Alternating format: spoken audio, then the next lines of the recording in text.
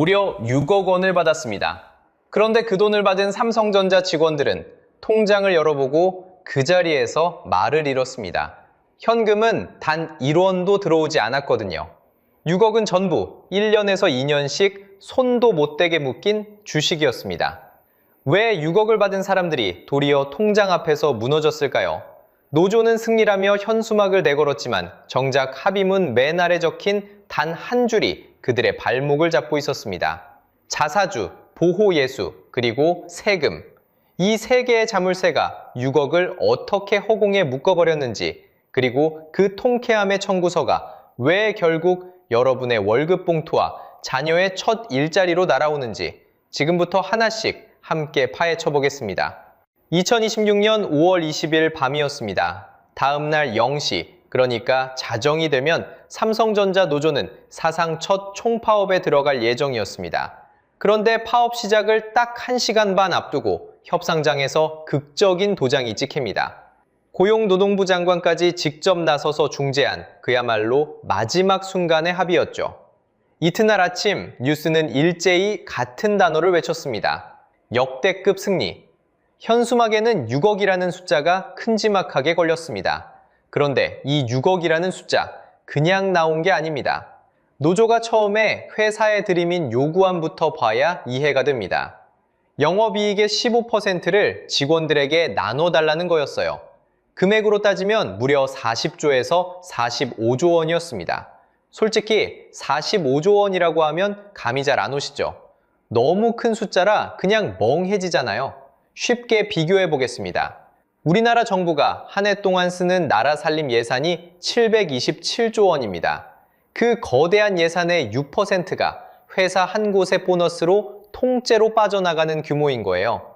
더 놀라운 비교도 있습니다.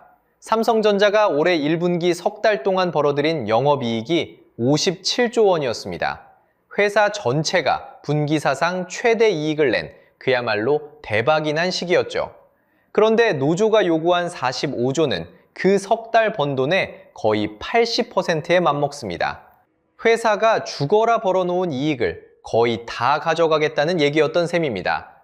이걸 직원 한 사람 몫으로 쪼개보면 1인당 약 6억 원, 서울 강남의 아파트 한 채 값을 보너스로 통장에 꽂아달라는 요구였던 거예요. 연봉이 아니라 보너스로 말이죠. 회사 입장에선 기가 찰 노릇이었습니다. 그런데 노조의 기세는 거셌고 자정 파업 카드까지 손에 쥐고 있었습니다.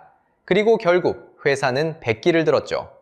5월 27일 합의안을 놓고 조합원 투표가 진행됐습니다. 투표율이 무려 95.5%, 10명 중 9명 넘게 한 표를 던졌습니다.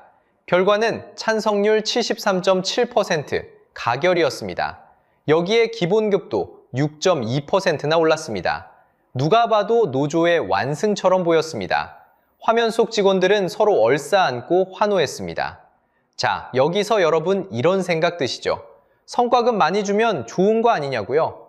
맞는 말입니다. 직원이 잘 받으면 그게 박수 받을 일이죠. 그런데 여기엔 전제가 하나 있거든요. 그 6억이 정말로 6억으로 손에 들어와야 한다는 전제입니다. 노조가 환호하며 펜을 내려놓은 바로 그 순간 합의문 맨 아래에 적힌 단 한 줄이 조용히 그들의 발목을 잡고 있었습니다. 첫 번째 자물쇠였죠. 자, 그 첫 번째 자물쇠가 뭔지부터 보겠습니다. 합의문에는 단 한 줄이 적혀 있었습니다. 세후 전액 자사주. 쉽게 말하면요, 6억을 현금으로 주는 게 아니라 그 가치만큼 회사 주식으로 준다는 뜻입니다. 이걸 경제용어로는 주식 보상, 영어로 RSU라고 부르거든요. 현금 대신 회사 주식으로 주는 보너스라고 생각하시면 됩니다. 그러니까 통장을 열어도 현금은 단 1원도 없습니다. 손에 쥔 건 오직 주식 증서뿐이었죠. 생각해보세요. 6억이라는 어마어마한 숫자가 찍혀 있는데 그 돈으로 당장 대출 한 푼 못 갚고 자녀 등록금 한 번 못 냅니다. 여러분, 여기서 더 황당한 게 있습니다. 회사가 세금부터 먼저 떼고 남은 세후 가치만큼만 주식으로 줍니다. 화려한 포장지를 신나게 뜯었더니 안에는 열쇠 없는 금고만 덩그러니 놓여있던 겁니다. 분명 6억짜리라는데 당장 쓸 수 있는 돈은 0원. 직원들이 통장 앞에서 말을 잃은 이유가 바로 이거였습니다. 그런데 진짜 무서운 건 따로 있습니다. 두 번째 자물쇠, 바로 보호예수입니다. 받은 자사주를 한꺼번에 팔 수가 없거든요. 3분의 1은 즉시, 3분의 1은 1년 뒤, 나머지 3분의 1은 2년 뒤에야 풀립니다. 묶이는 돈이 메모리 부서는 최대 6억, 파운드리는 약 2억, 적자 부서도 최소 1억 6천만 원입니다. 이게 무슨 적금이냐고요? 그것도 원금조차 보장 안 되는 적금입니다. 보통 적금은 만기에 원금이라도 돌려받잖아요. 그런데 이건 만기까지 한 푼도 못 빼는데 그 사이 가치가 반토막이 나도 그냥 두 눈 뜨고 지켜만 봐야 하는 돈입니다. 받긴 받았는데 내 마음대로 쓸 수도 팔 수도 없는 돈인 거예요. 게다가 이 제도는 한두 해로 끝나는 게 아닙니다. 무려 10년, 2035년까지 적용됩니다. 자, 여기서 핵심입니다. 직원이 받은 6억의 운명이 회사 주가에 통째로 묶여버린 겁니다. 만약 직원들이 파업을 한다고 생각해보세요.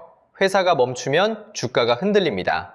그러면 내가 받은 자사주의 값어치도 그만큼 같이 깎이는 거예요. 결국 회사를 흔들수록 내 자산이 줄어드는 한 배에 묶인 공동 운명이 되어버린 겁니다. 노조와 회사가 같은 배에 같은 노를 잡게 된 거예요. 회사가 흔들리면 나도 흔들리고 회사가 가라앉으면 내 6억도 함께 가라앉습니다. 파업이라는 무기를 손에 쥐긴 했는데 정작 그 끝이 내 통장으로 되돌아오던 셈이죠. 여기까지도 묶였을 뿐입니다. 그런데 세 번째 자물쇠가 채워지는 순간 6억은 손에 쥐기도 전에 숫자가 깎이기 시작합니다. 자, 그럼 이제 세 번째 자물쇠를 채울 차례입니다. 그런데 이번 자물쇠는 좀 다릅니다. 묶어두는 게 아니라 손에 쥐기도 전에 숫자를 깎아버리는 자물쇠거든요. 바로 세금입니다. 여기서 많은 분들이 착각하시는 게 있어요. 주식으로 받으면 세금이 좀 비켜가지 않겠냐고 생각하시거든요. 그런데 아닙니다. 자사주로 받아도 그건 엄연히 월급과 똑같은 근로소득입니다. 현금으로 받든 주식으로 받든 국세청 입장에선 다 똑같은 소득인 거예요. 더 중요한 건 따로 있습니다. 세금을 매기는 기준이 받은 그날 주가로 딱 고정된다는 점이에요. 나중에 팔든 안 팔든 그날 가격으로 세액이 확정됩니다. 자, 그럼 여기서부터 여러분과 같이 계산을 한번 해보겠습니다. 명목상 6억 원짜리 성과급, 이 돈이 통장에 찍히기까지 단계마다 얼마가 빠지는지 직접 따라와 보세요. 먼저 첫 단계, 세금입니다. 소득세율을 보면 5억에서 10억 구간이 42%, 10억을 넘으면 45%예요. 여기에 지방소득세 10%가 또 붙습니다. 다 합치면 최고 세율이 약 49.5%. 자, 여기서 또 얼마가 빠질까요? 절반 가까이가 그냥 날아갑니다. 연봉까지 합산해서 추산해보면 6억대 성과급을 받은 직원의 세금 부담이 약 2억 4천에서 2억 5천만 원입니다. 6억 중에 2억 5천이 세금으로 사라지는 거예요. 쉽게 말하면 이런 겁니다. 14만 원짜리라고 적힌 영수증을 들고 신나게 박스를 열었는데 정작 안에 든 물건은 8만 원짜리였던 거죠. 그럼 남은 3억 5천만 원, 이건 손에 쥘 수 있을까요? 아니요. 여기서 두 번째 자물쇠가 다시 등장합니다. 세금 떼고 남은 그 자사주마저 1년에서 2년씩 손도 못 대게 묶여버립니다. 팔 수도 쓸 수도 없는 종이 조각으로 금고에 갇히는 거예요. 자, 그래서 결론이 뭐냐? 6억짜리를 받았는데 그날 통장에 찍히는 현금은 0원입니다. 단 1원도 들어오지 않아요. 다시 한번 말씀드릴게요. 명목은 6억인데 세금으로 절반이 날아가고 남은 것마저 묶여서 그날 손에 준 현금은 정확히 0원이었습니다. 그런데 진짜 무서운 건 지금부터입니다. 세금은 받은 날 주가로 이미 확정됐다고 했죠? 그 숫자는 절대 안 바뀝니다. 그런데 1년, 2년 뒤에 봉인이 풀렸을 때 주가가 내려가 있으면 어떻게 될까요? 세금은 그날 가격 그대로인데 정작 내 주식 값어치만 쪼그라들어 있는 겁니다. 쉽게 말해서 6억일 때 세금을 냈는데 막상 팔 때는 4억이 돼 있는 거예요. 손실은 고스란히 직원 몫입니다. 이걸 비대칭이라고 부르죠. 자, 여기서 이런 반론하시는 분 꼭 계십니다. 6억어치 주식을 받았으면 결국 갑부된 거 아니냐? 몰락은 무슨 몰락이냐고요? 맞습니다. 주가가 오르면 6억이 7억, 8억이 될 수도 있어요. 그 가능성 부정하지 않습니다. 그런데 핵심은 이겁니다. 오르면 직원이 가져가지만 내리면 그것도 직원이 떠왔습니다. 묶인 1, 2년 동안 원금을 지켜준다는 약속이 어디에도 없거든요. 회사는 세금을 먼저 떼서 주가가 높을 때 깔끔하게 정산을 끝냈습니다. 위험은 전부 직원에게 넘긴 채로요. 이게 6억 승리의 진짜 민낯입니다. 그런데 이 6억 모두가 똑같이 받은 게 아니었습니다. 바로 이 지점에서 노조는 안에서부터 갈라지기 시작합니다. 자, 여기서 핵심입니다. 같은 6억이 아니었어요. 반도체를 만드는 DS 부문, 그 중에서도 메모리 핵심 인력은 최대 6억을 받았습니다. 그런데 스마트폰과 가전을 만드는 DX 부문은 약 600만 원이었습니다. 6억 대 600만 원, 무려 100배 차이입니다. 한쪽은 강남 아파트 한 채 값을 받는데 다른 한쪽은 한 달 월급 남짓을 받은 겁니다. 왜 이렇게 벌어졌을까요? 재원을 나누는 비율 자체가 그렇게 짜여 있었거든요. 부문 몫이 40, 사업부 몫이 60이었어요. 돈을 가장 많이 번 반도체 쪽으로 보상이 쏠릴 수밖에 없는 구조였습니다. 같은 회사 사원증을 목에 걸고 같은 출근길을 걷는 사람들인데 말이죠. DX 직원들 입장에선 어땠을까요? 잔치상이 거하게 차려졌는데 고기 몇 점은 안방에서 자기들끼리 다 나눠 먹습니다. 정작 부엌에서 같이 불 앞에서 땀 흘린 사람한테는 국물 한 숟갈도 안 돌아오는 거예요. 박탈감이 안 들 수가 없습니다. 그러자 DX 직원들이 등을 돌리기 시작합니다. 한때 7만 6천 명이던 조합원이 5월 28일엔 약 6만 9천 명까지 빠졌어요. 7만 명 선이 무너지고 6천 명 가까이가 짐을 싸고 나간 겁니다. 그런데 노조한테는 절대 무너지면 안 되는 선이 하나 있습니다. 바로 과반, 직원 절반인 약 6만 4천 명 선입니다. 이 선이 깨지면 회사와 협상할 대표 자격, 그 의자 자체가 흔들립니다. 빠져나온 사람들은 어디로 갔을까요? 가만히 있질 않았습니다. 다른 노조로 우르르 갈아탔어요. 동행노조는 2,600명에서 약 1만 6천 명으로, 전국 삼성전자 노조는 약 2만 명까지 불어났습니다. 불과 며칠 사이에 벌어진 일입니다. 하나로 뭉쳐있던 힘이 6억이라는 돈 앞에서 여러 갈래로 갈갈이 쪼개진 거예요. 다급해진 집행부는 DS와 DX를 아예 분리해서 따로 협상하는 투트랙으로 갈아탔고, 집행부가 챙기던 직책수당도 총액 500만 원으로 묶어버렸습니다. 내부 불만을 잠재우려고 스스로 허리띠를 졸라맨 셈이죠. 여러분, 생각해보세요. 회사를 향해 들었던 파업이라는 무기가 어디로 향했습니까? 밖이 아니라 아니었습니다. 6억이라는 미끼 하나에 같은 동료끼리 갈라서고 그 무기가 결국 자기 노조를 무너뜨린 겁니다. 이게 바로 부메랑이고 자승자박이에요. 회사가 첫 패로 노조를 한 배에 묶었다면 진짜 한 방은 따로 준비되어 있었습니다. 그리고 사람들은 그 한 방을 오히려 통쾌하다며 박수쳤습니다. 그 박수가 신호탄이었는데도 말이죠. 여기까지 보면 속이 좀 시원하실 겁니다. 노조가 욕심부리다 제 발등을 찍었으니까요. 그래서 많은 분들이 이렇게 말합니다. 차라리 사람 다 빼고 로봇으로 바꿔라. 솔직히 그 마음 충분히 이해합니다. 매일 파업한다고 공장이 멈추면 누가 좋아하겠어요? 로봇은 파업도 안 하고 성과급 6억도 안 달라고 하니까요. 통쾌한 한방처럼 들립니다. 그런데 여기서 핵심입니다. 그 한방의 방아쇠를 사람들은 박수치며 직접 당겨주고 있었습니다. 삼성은 이미 2026년 3월에 공식 발표를 했습니다. 2030년까지 전 생산기지를 AI 자율공장으로 바꾸겠다고요. 쉽게 말하면요, 불을 꺼도 알아서 돌아가는 사람 없는 공장입니다. 파업으로 공장이 흔들릴수록 회사는 생각합니다. 사람이라는 변수를 빼버리면 어떨까? 결국 파업이라는 불씨가 무인화 버튼을 더 빨리 누르게 만든 셈입니다. 자, 여기서 무서운 부분이 나옵니다. 노조 자리가 비면 그 자리를 로봇이 채웁니다. 그럼 회전문이 한 칸 돌아가죠. 로봇이 들어오는 그 칸 반대편, 나가는 문에 적힌 이름이 뭘까요?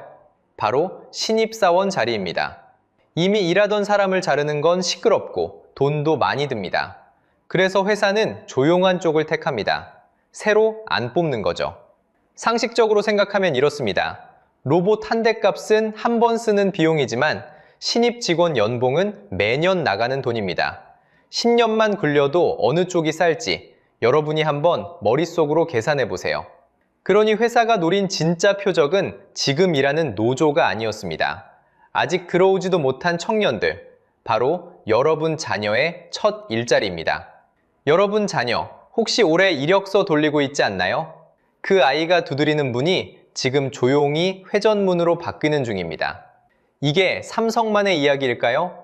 숫자로 보면요, 노조 없는 SK하이닉스는 올해 1분기 영업이익률이 무려 72%였습니다.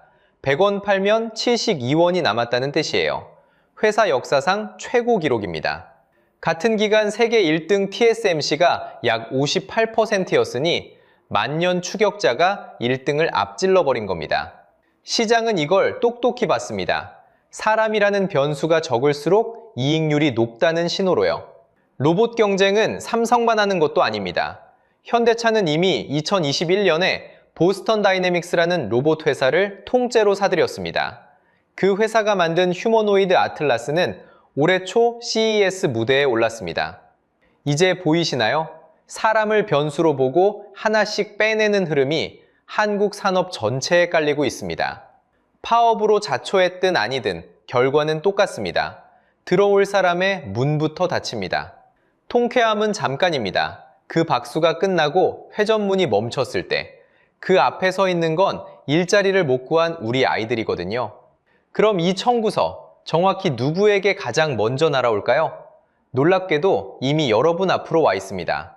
자, 그럼 이 청구서가 진짜 내 일과 무슨 상관일까요? 첫 번째 청구서는 도미노입니다. 삼성이 영업이익의 몇 %씩 성과급으로 주기로 하자마자 옆 동네가 들썩였어요.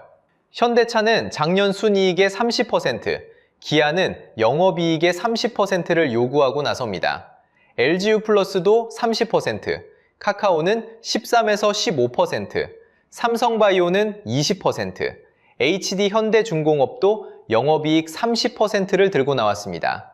옆집이 수익률 100% 났다는 소문이 돌면 온 동네가 거기로 몰빵하잖아요. 딱 그 모양입니다. 문제는 이게 한 해 보너스로 안 끝난다는 거예요. 한번 기준선이 되면 성과급이 매년 꼬박꼬박 나가야 하는 고정인건비로 굳어버립니다. 두 번째 청구서. 여러분은 삼성과 상관없다고 생각하시죠? 그런데 사실 여러분도 이미 삼성 주주입니다. 우리가 매달 떼이는 국민연금, 그 돈이 삼성전자 지분을 약 7에서 8%나 들고 있거든요. 삼성전자 소액 주주는 약 516만 명, 한 사람당 평균 4,200만 원어치를 쥐고 있습니다. 그러니 파업으로 주가가 흔들리면 그게 곧장 내 연금 통장과 내 계좌로 날아오는 겁니다. 여러분 국민연금 통장에도 삼성이라는 이름이 적혀 있어요. 거기 적힌 이름이 사실 여러분 이름이기도 합니다. 세 번째 청구서는 앞에서 봤던 내 자녀의 첫 일자리입니다. 그리고 네 번째, 판 자체가 바뀌었습니다. 2026년 3월 10일 노란봉투법이 시행됐거든요. 쉽게 말하면 파업을 해도 손해배상 부담을 크게 줄여준 법입니다. 파업의 문턱이 그만큼 낮아진 거예요. 실제로 5월 18일 수원지방법원은 위법 파업을 멈추라며 어기면 하루에 1억씩 물게 했습니다. 한쪽에선 법이 파업을 풀어주고 한쪽에선 법원이 제동을 거는 어수선한 환경이 된 겁니다. 자, 이제 정리해 보겠습니다. 성과급이 고정비로 굳고 무인화에 가속이 붙습니다. 이 둘이 동시에 굴러가면 어떻게 될까요? 다음 협상장에는 마주 앉을 사람 자체가 줄어듭니다. 그럼 답은 뭘까요?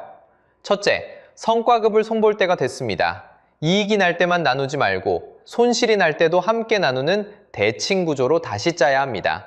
둘째, 같은 회사 안에서 6억과 600만 원으로 갈라지는 원청과 하청의 격차를 좁혀야 합니다.